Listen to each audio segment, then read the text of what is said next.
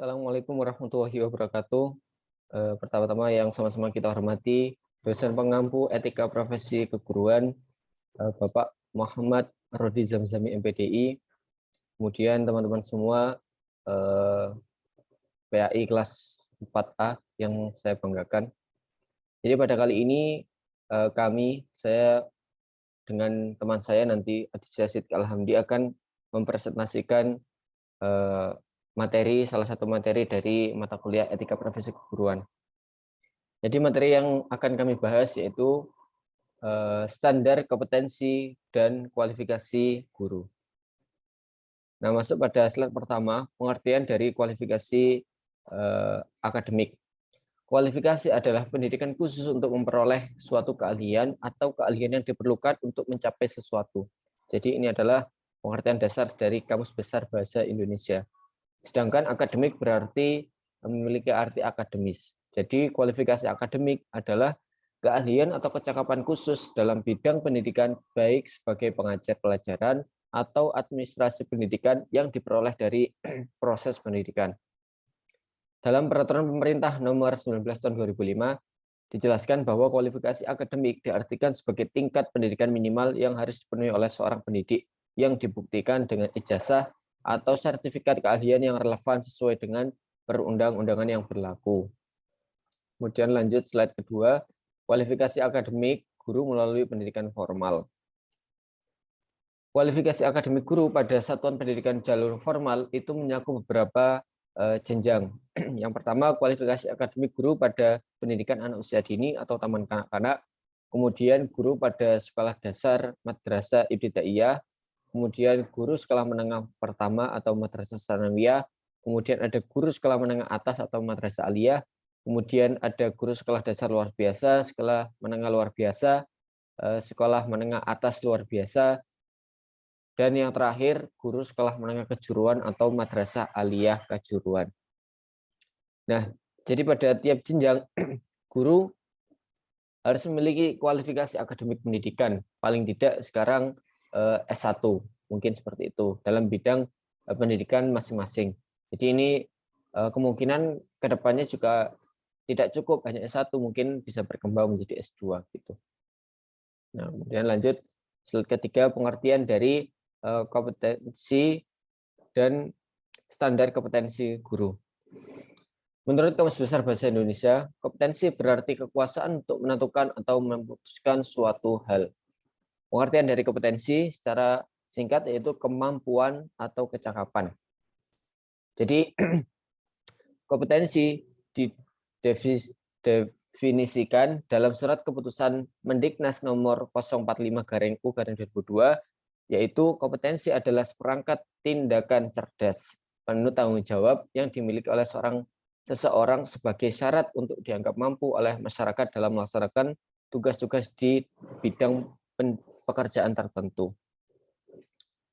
Kemudian, atau bisa dipahami secara mudah, kompetensi didefinisikan sebagai kemampuan untuk melakukan tugas, kemudian tugas atau peran secara memadai. Kompetensi mengintegrasikan pengetahuan, keterampilan, nilai-nilai pribadi, dan sikap. Jadi kompetensi dibangun di atas pengetahuan dan keterampilan dan diperoleh melalui pengalaman kerja dan belajar sambil bekerja, seperti itu. Nah, kompetensi guru merupakan kemampuan seorang guru dalam melaksanakan kewajiban-kewajiban secara bertanggung jawab dan layak. Secara singkat, kompetensi bagi guru dapat disimpulkan bahwa kompetensi guru merupakan kemampuan dan kewenangan guru dalam melaksanakan profesi keguruannya. Lanjut. Nah, paling tidak ada 4 kompetensi guru yang harus dimiliki oleh seorang guru. Yang pertama ada kompetensi profesional, kemudian ada kompetensi pedagogik, kemudian yang ketiga ada kompetensi kepribadian, dan yang terakhir ada kompetensi sosial. Oke. Nah, masuk pada kompetensi profesional. Guru profesional adalah orang yang memiliki kemampuan dan keahlian khusus dalam bidang keguruan sehingga ia mampu melakukan tugas dan fungsinya sebagai guru dengan kemampuan yang maksimal. Atau dapat dipahami dengan maksud lain, yaitu guru profesional adalah orang yang terdidik dan terlatih dengan baik serta memiliki pengalaman yang kaya di bidangnya.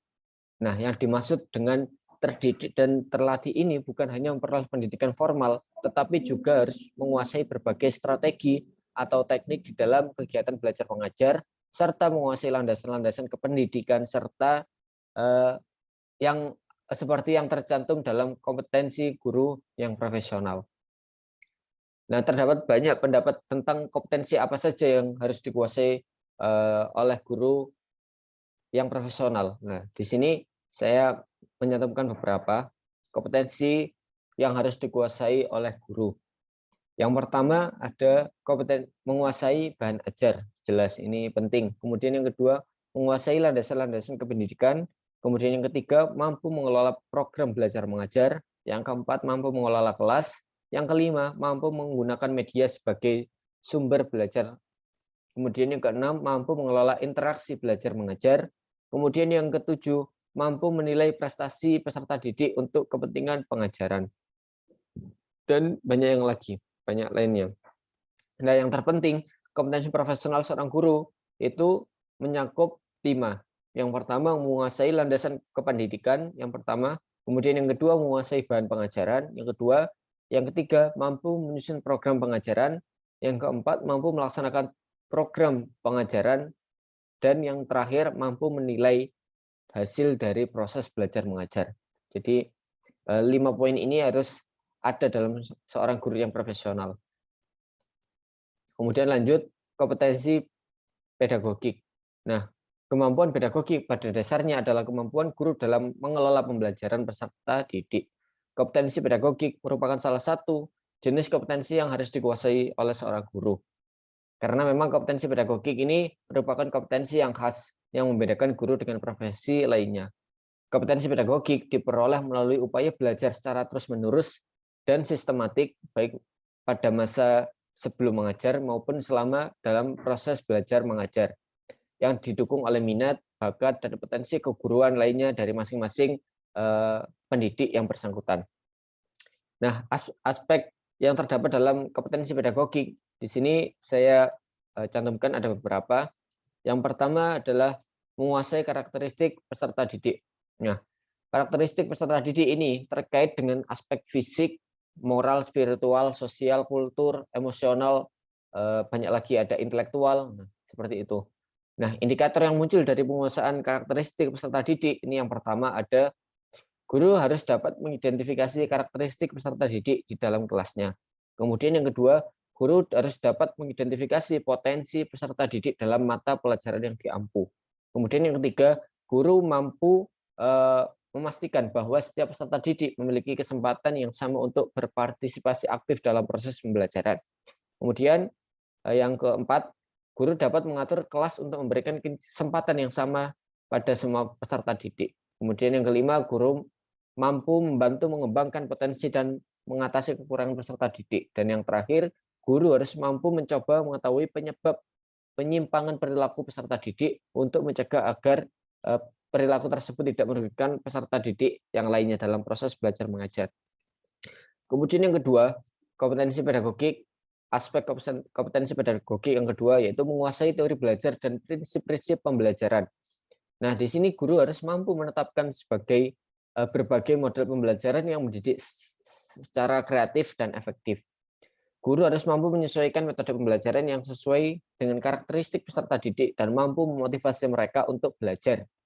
Itu intinya. Kemudian indikator yang muncul dalam aspek kedua ini, yaitu yang pertama, guru harus memberikan kesempatan kepada siswa untuk menguasai materi sesuai usia dan kemampuan belajarnya melalui proses pengaturan proses pembelajaran dan aktivitas yang bervariasi. Kemudian yang kedua, guru harus dapat menjelaskan alasan pelaksanaan kegiatan yang dilakukannya, baik yang sesuai maupun yang berada dalam rencana terkait keberhasilan pembelajaran. Kemudian yang ketiga, guru harus menggunakan berbagai teknik untuk memotivasi kemauan belajar peserta didik. Dan yang terakhir, guru harus mampu merencanakan kegiatan pembelajaran yang saling terkait, berkesinambungan satu sama lain, dengan memperhatikan tujuan pembelajaran maupun proses belajar peserta didik.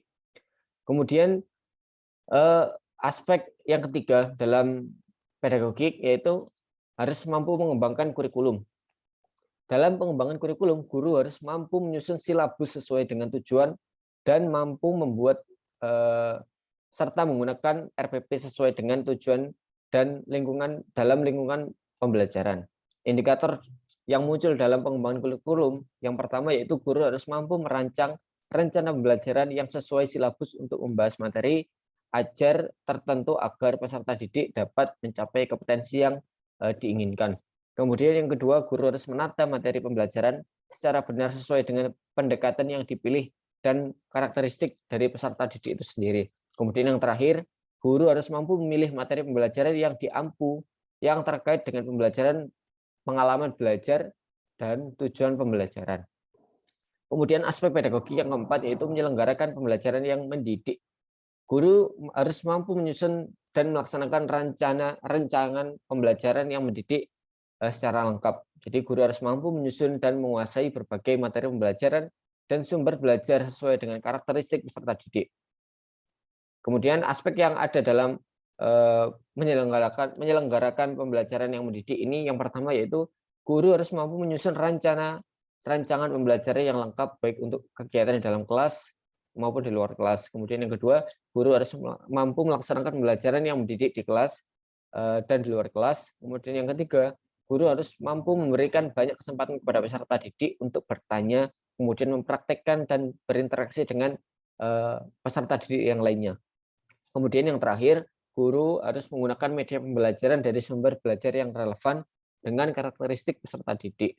Kemudian aspek yang kelima, aspek pedagogi yang kelima yaitu guru harus mampu mengembangkan potensi peserta didik. Jadi guru harus dapat menganalisis potensi peserta didik pembelajaran di setiap harinya dan mengidentifikasi pengembangan potensi peserta didik melalui program pembelajaran yang mendukung untuk merealisasikan potensi peserta didik itu sendiri.